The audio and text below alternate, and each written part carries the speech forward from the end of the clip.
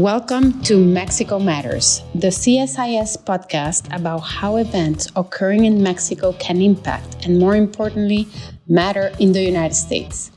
I am Mariana non-resident senior associate of the Americas program at CSIS and the former CEO of the Mexican Council on Foreign Relations, COMEXI. China has increased its presence and advanced its interest in Mexico and Latin America, transforming itself from a distant economic partner into a central player in Latin America's trade, infrastructure, and technology sectors. In fact, China's Belt and Road Initiative has drawn more than 20 countries, and China has become the largest trading partner of most countries in the region except for Mexico, Panama, and Colombia. To explain why this growing Chinese footprint is in part a consequence of years of U.S. strategic neglect towards Latin America, and how the new Trump administration appears to be shifting gears, trying to reassert itself, its influence, and increase its presence in key strategic areas, that it is my absolute pleasure to welcome Ryan Berg, Director of the Americas program here at CSIS.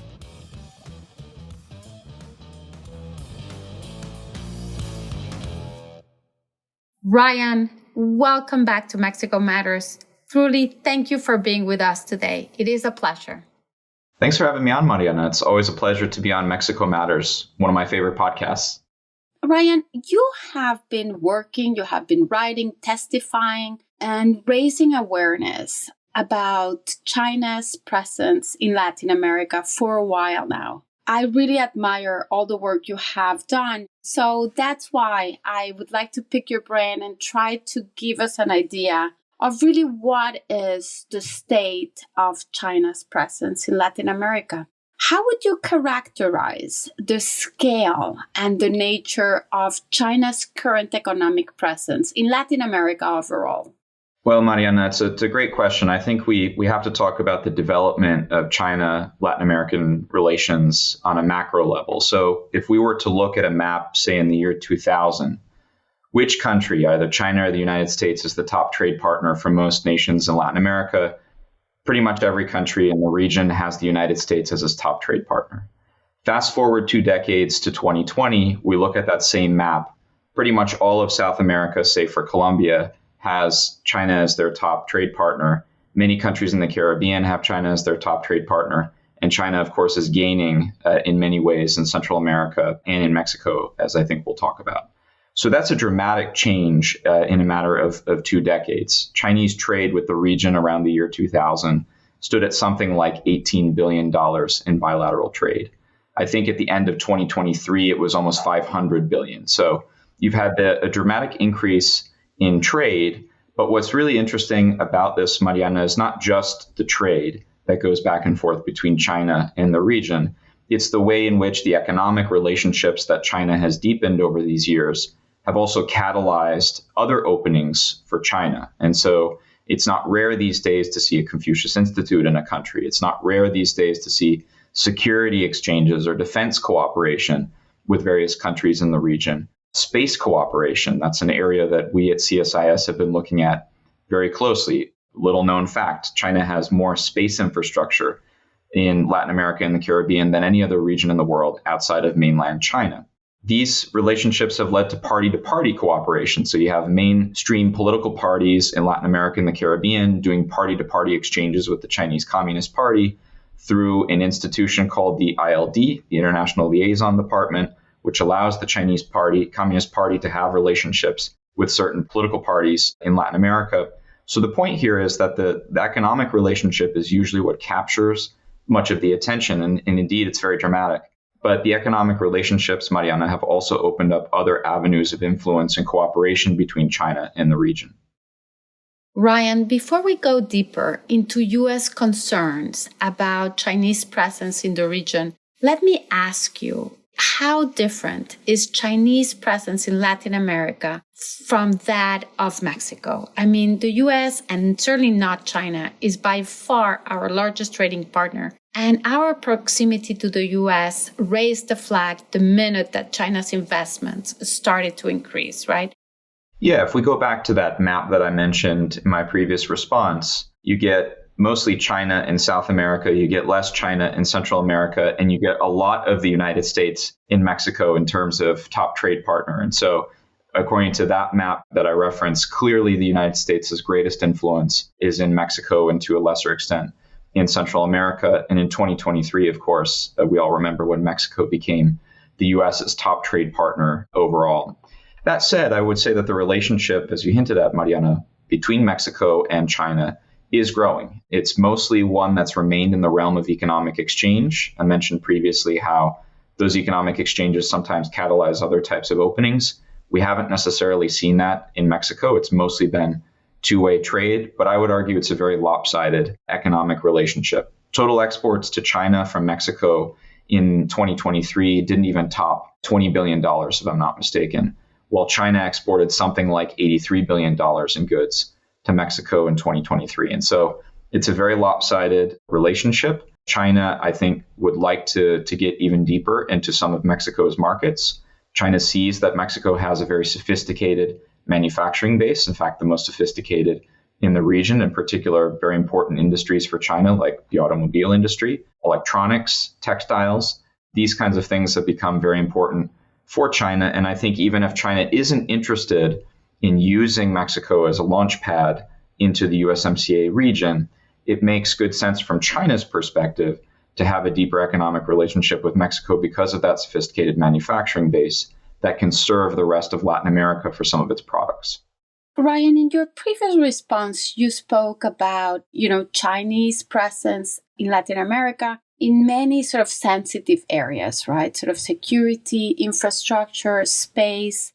What sectors would you say are most impacted by Chinese investments, and what sectors should concern the United States the most? Well, I would say that you have the sectors that are important but not necessarily strategic. Let's say automobiles or textiles, as I mentioned in my previous answer. Those are important because they're very large sectors in both the Mexican and the American economies, but they're not as strategic as, say, telecommunications or port infrastructure, where the Chinese have been very much involved, or space infrastructure, where the Chinese have been very much involved. So I think you have the investments that the Chinese have made in very important economic sectors, but they might not be as strategic as some of the sectors like telecommunications, where Huawei and ZTE are involved in many different countries, including in Mexico. And in port infrastructure and space infrastructure, where you have not just important economic implications, but also national security implications. Correct me if I'm wrong, Ryan, but I believe that in Cuba they have a military base or some sort of military and intelligence corporation. Is that right? Yes, and we just testified on this issue in front of the House Homeland Security Committee on Tuesday, May 7th, so that the week that we're recording this podcast, Mariana, there was an important hearing. Carlos Jimenez, congressman from South Florida, was presiding over a hearing on China's signals intelligence facilities in Cuba. And so we have good reason to believe from some of the satellite imagery we've looked at CSIS that the Chinese have built capabilities in Cuba to be able to conduct espionage activities, particularly in Florida and some of the Gulf Coast areas, because there's important commercial facilities there. Remember that the U.S. does a lot of commercial space flight from Cape Canaveral. SpaceX and other companies are doing launches there, and China's a top competitor of ours in commercial space. And also all of the sensitive military installations there, not just Southcom, but other air bases that might be there. Cuba offers them a pretty nice platform to be able to conduct espionage on the United States. Well, no doubt. And it's certainly too close for comfort, right? Ryan, you have described a pattern of strategic neglect by the United States towards Latin America. And China has, probably taken this opportunity or this vacuum. And as you said, they increased its engagement with the region.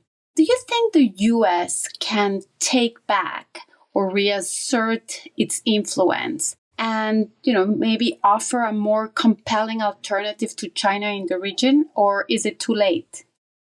Mariana, you and I, as Latin America watchers, have been bemoaning for decades now how presidents from various parties, Republicans and Democrats alike, have come into office and pledged to pay more attention to Latin America, to be more involved in our own shared neighborhood, and yet they haven't. They've gotten involved in other geographies of the world. There have been conflicts overseas, and we have certainly neglected, in my opinion, our shared neighborhood at home.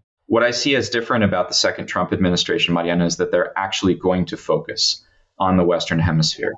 Let me just give you a couple numbers, because I think numbers matter, and then I'll get into what I think the U.S. needs to do. In just over 3 months of this administration, Mariana, we've had 2 visits from the Secretary of State to the region. We've had 1 visit from the Department of Homeland Security Secretary. We've had 1 visit from the Secretary of Defense, and there's an upcoming visit of the Secretary of Agriculture to the region. That is a lot of high-level attention in the first 100 days to Latin America. Yeah, something we had not seen, I don't know, ever. That's correct. I think having Marco Rubio decide to go to Latin America as his first trip, writing that op-ed in the Wall Street Journal saying that his policy, President Trump's foreign policy, is going to be an America's first foreign policy, and that the United States can't have a golden age of America without, by extension, having a golden age of the Americas, I think was a very important sign of where they want to reprioritize foreign policy. So as a Latin Americanist, and I think as a Latin Americanist yourself, Mariana, it's kind of exciting to be living through this moment when there's so much attention on the region. That said, this is going to make some countries feel a little bit uncomfortable. They've been used to being able to slide under the radar or skate by without much U.S. attention to the region. And I think a lot of their relationships with China, with Russia, with other adversarial powers is going to be under the microscope, including those trading relationships. And so to answer the first part of your question, Mariana, I think the United States basically needs to do 2 things, and then it needs to work to provide an alternative. Those 2 things basically involve setting some kind of red lines or contours for debate with Latin America, where we want to talk about certain areas that might be quite strategic, where we would prefer Latin American countries to have us as the preferred partner. And we haven't really had that debate among ourselves yet fully. We think that it's probably things like telecommunications. We want to see less Huawei and less CTE in the region. It may well be other important sectors like space technology. Ports have obviously been signaled as quite important with the BlackRock deal to acquire Hutchison Port Holdings and all of its port network outside of mainland China and Hong Kong. But this is the terms of debate, I think, haven't yet been set. And so I think the United States needs to signal those, say, 5 important sectors where we really want to focus. And then we need to set expectations with Latin American countries, let them know that we're going to compete in these areas and that we would very much like the United States to be the preferred partner. Once we've successfully done that, I think we need to use the public-private partnerships, the free trade architecture that we have in the region, other programs to catalyze U.S. private sector investment in the region to make an alternative available. And when there's not a U.S. alternative available, say in the telecommunications industry, Mariana, we don't want to see so much Huawei and ZTE in countries, but we don't have a great U.S. alternative. We need to be creative in using the Development Finance Corporation and other tools at our disposals to make, say, a European alternative available, or a Japanese alternative available, or a Korean alternative available. Or an American. If there is one. But if there isn't one, then I think we need to go to partner countries that have democratic values, that we can rest assured that there aren't going to be backdoors and so on, as in the case of telecommunications. So I think it's a matter of setting red lines and expectations and then moving the gears, the levers, the policies of state to be able to make a private sector alternative available to compete. Yes, sticks, but also carrots, right? Ryan, you mentioned Panama and the ports. President Trump has certainly put his finger in a very sensitive and strategic asset, and he wants those ports to be in American hands. BlackRock has offered to buy them, but the Chinese government hasn't really made it easy and will probably not let them go without having something in return. Or how do you see that evolving? Well, this was just to give listeners a sense of how important this deal is, Mariana. This was a blockbuster deal, and our program has put out a couple pieces of analysis on it in the last couple months because we think it's so important. China has over 100 ports globally that it operates in a network, both through state-owned enterprises and private enterprises.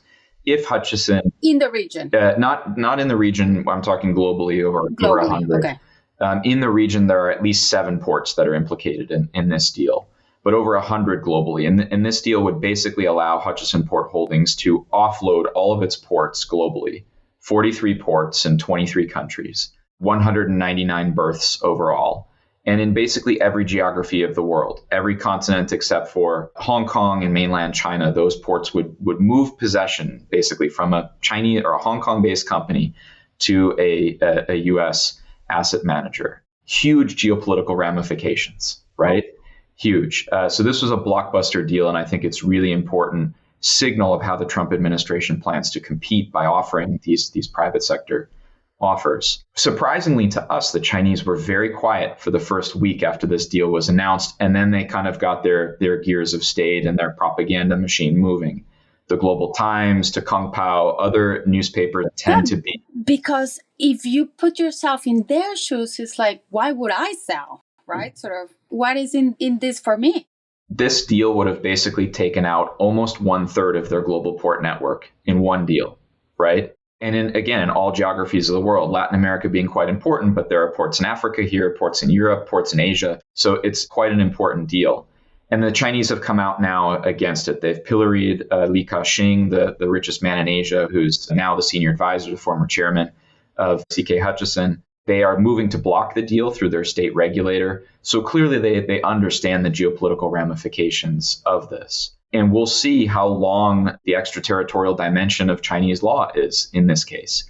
It's my understanding that CK Hutchison has moved a lot of its assets outside of China and Hong Kong, specifically to avoid these kinds of situations where Chinese law would be able to interfere in its business operations. And yet here we are with a Chinese state regulator looking to block the deal for its geopolitical ramifications. With respect to Panama, Mariana, I would just say one thing, which is the 2 ports that the Trump administration has been most concerned about, the ones at the strategic approaches to the canal, the Cristobal port and the Balboa port. Yeah, which is one on each side. One on each side. And if you are preparing for a potential conflict with China, Southcom, the COCOM branch for our region, has signaled out these 2 ports time and time again as a potential point of vulnerability for the United States if shipping is going through the canal, if U.S. military vessels are going through the canal. They can just close shipping. And that's correct. And so a great geopolitical move for us would be to move these into U.S. ownership.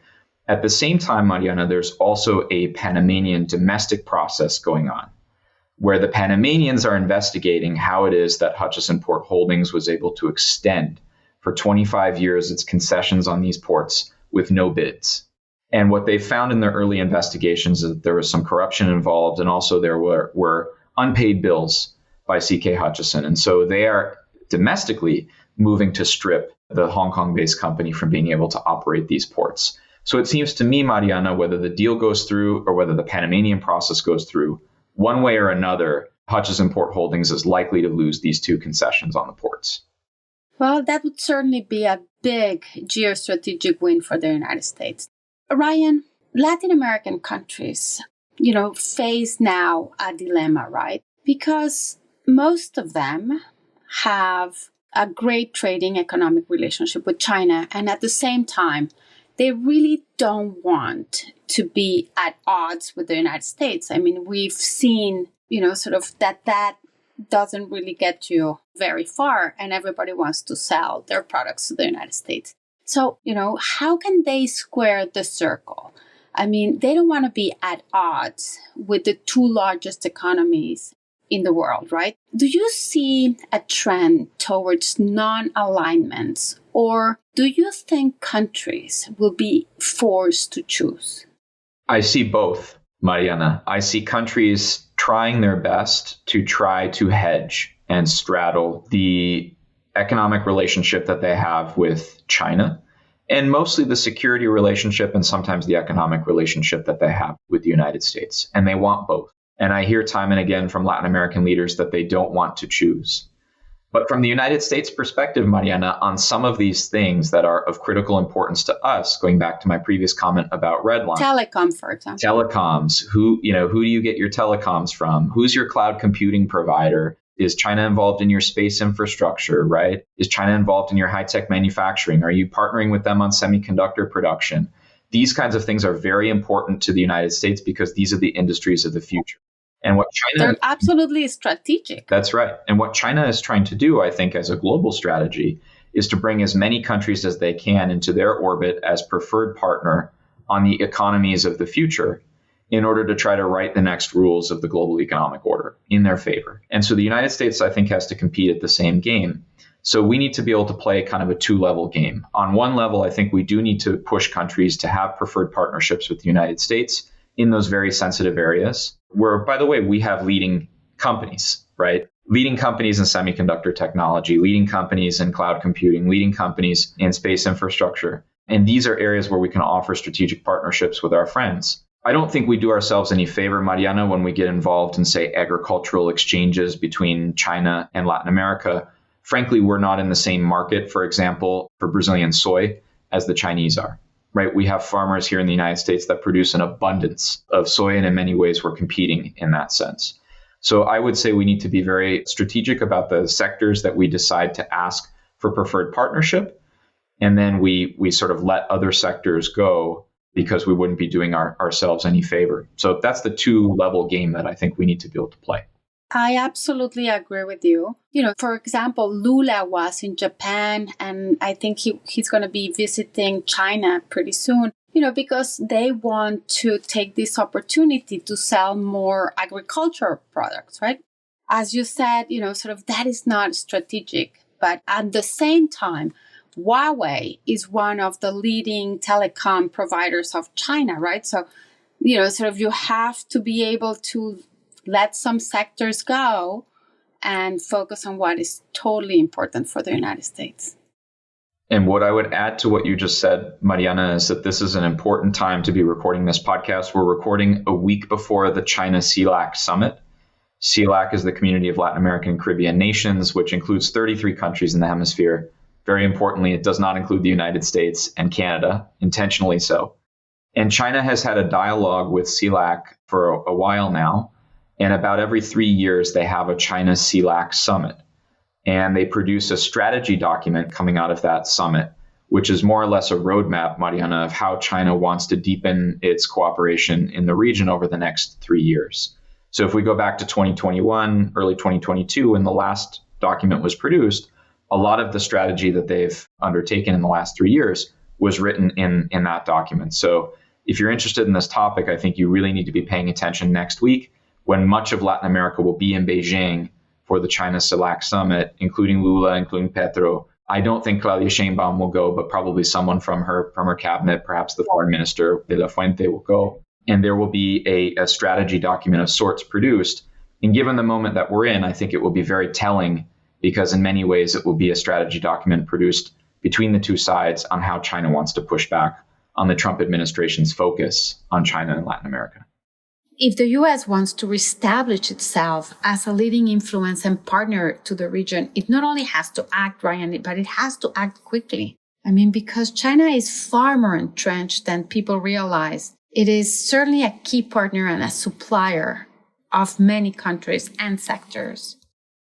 I think that's right, Mariana. And we don't just have to act, but we have to act quickly. We have to find ways to get these private-public partnerships and greater private sector investment in the region quickly. What I hear time and time again from folks when I go to the region is China not just invests in the United States, but they invest quickly.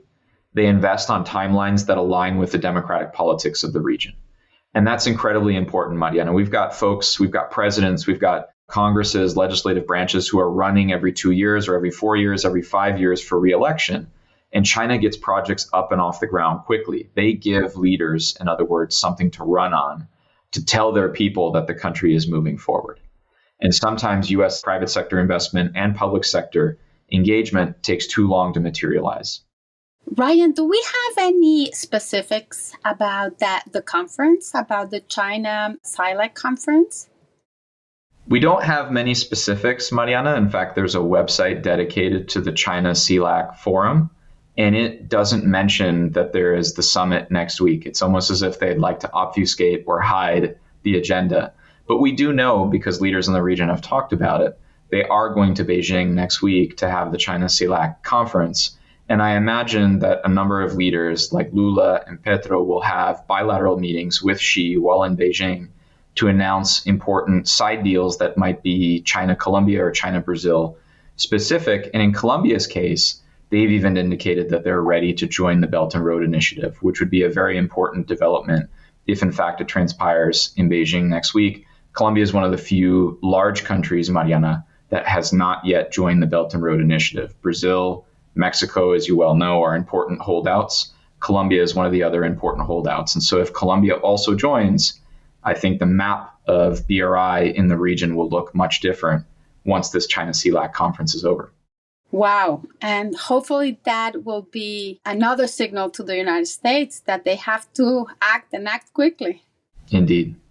Yeah, I think it was Larry Summers that said that when he speaks with countries around the world, they say that the United States gives them lectures and China gives them a check. So I think that is something that we have to sort of start eliminating from their vocabulary.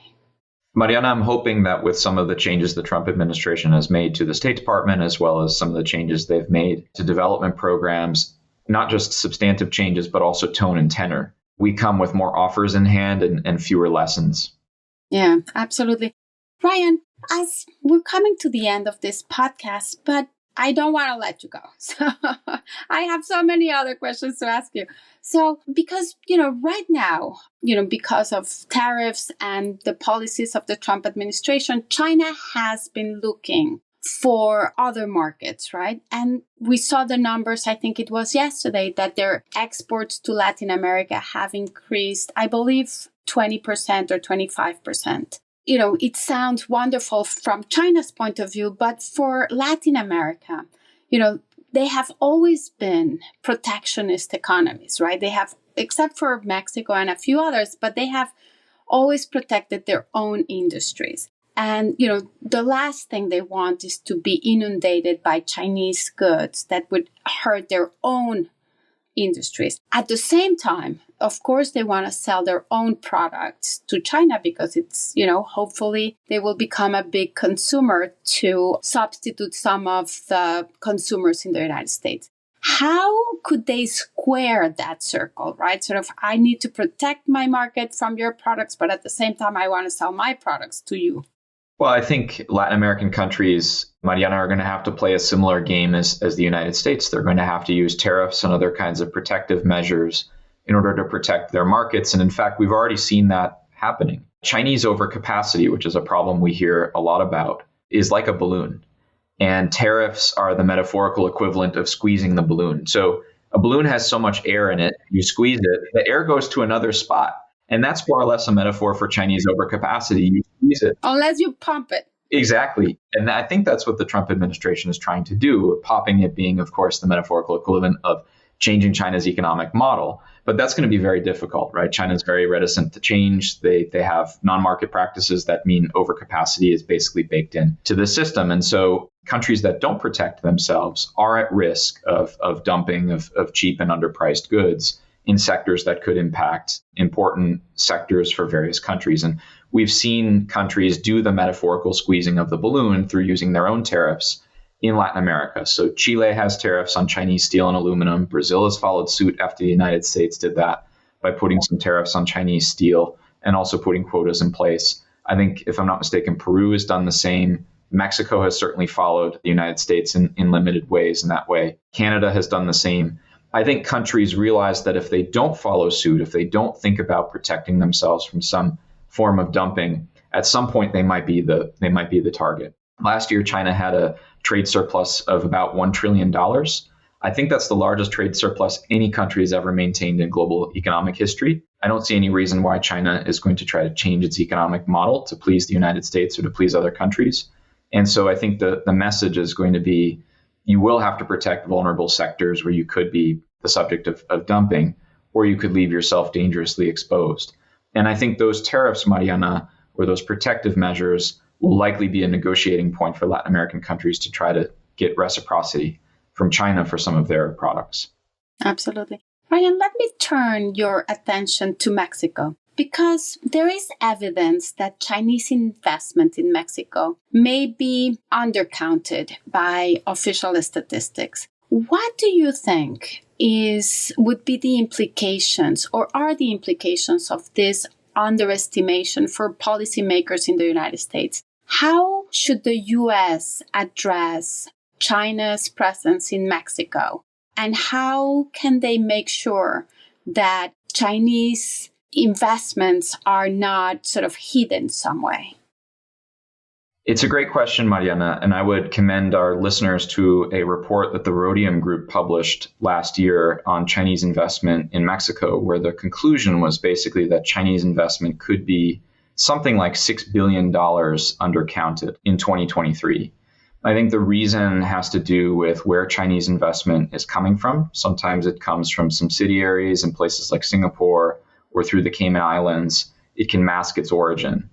I think to answer your question, Mariana, this shows that China is potentially more involved in Mexico than we know. I think it also proves that Mexico has to stand up and complete its screening mechanism that it promised to the United States it would implement, something that looks fairly similar to the Committee on Foreign Investment in the United States, otherwise known as CFIUS. At the end of the Biden administration, the Mexican government promised to erect a similar type of institution to track Chinese investment, and in particular to track Chinese investment in sensitive areas. But above all, Mariana, I think this has the potential to erode trust. If you think about what the North American relationship is, I think it is at its basis, at its core, a relationship of trust between three countries that should have mutual interests in making this the best place in the world to live, the most economically dynamic place in the world. And if there is these very prominent reports basically saying that Chinese investment in Mexico is greater than the official numbers show, that could have some impact on the amount of trust that the Trump administration has for their Chinese interlocutors when it comes to negotiating deals, when it comes to renegotiating the USMCA in 2026. I think above all, this has to do with trust. We can cite the millions of dollars a minute, Mariana, that go over the U.S.-Mexico border, but ultimately the relationship is about trust. And when numbers are so wildly different between the official numbers and some of the numbers cited in this report, that could be a challenge for some of the relationship. Yeah, I absolutely agree with you. I mean, if we're going to be true partners, we really have to behave as such. Ryan, how do you foresee China's presence in Mexico and in Latin America evolving over the next decade, especially in light of the political changes that have occurred in the United States?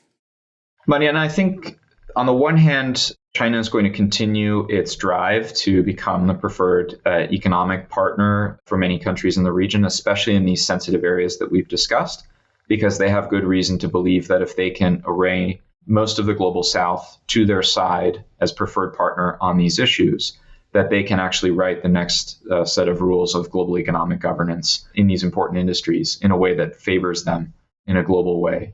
I also think that the message from the Chinese is going to be similar to what we've heard in the first 3 months of the Trump administration. China has all of a sudden become a rhetorical champion of free trade.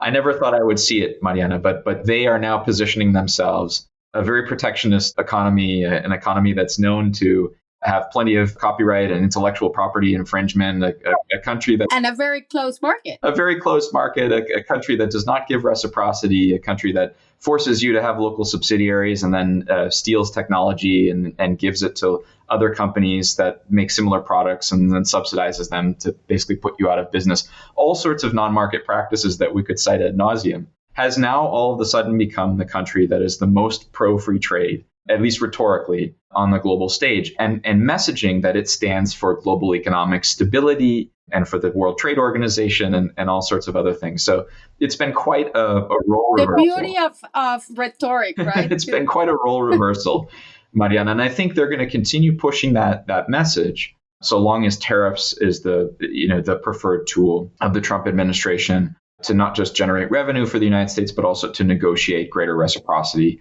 and market access for U.S. companies. As long as those reciprocal tariffs remain on, I think China's rhetorical play, at least, is going to continue being as the great champion globally for free trade, even if that very much doesn't map on to reality. And they may well gain some significant followers with that rhetoric, Mariana, because it is probably persuasive to some that China stands for greater global stability than the United States at this point in time. Well, Ryan, I cannot thank you enough for this really incredibly interesting conversation. And I will just close with, on that note, hoping that China will not only continue with the narrative, but maybe they will actually make some changes into their own system as well, right? And really, we can start talking about free and fair trade and not only one-sided. So thank you so very much. I am also optimistic, like you, that maybe with this administration, Latin America will be more important in foreign policy and that the U.S. will take a more active role in the region. So thank you so very much. Mariana, it's been a pleasure. Thank you. And thank you for being a senior associate of our program. Please come back, Ryan. You're always invited. Terrific.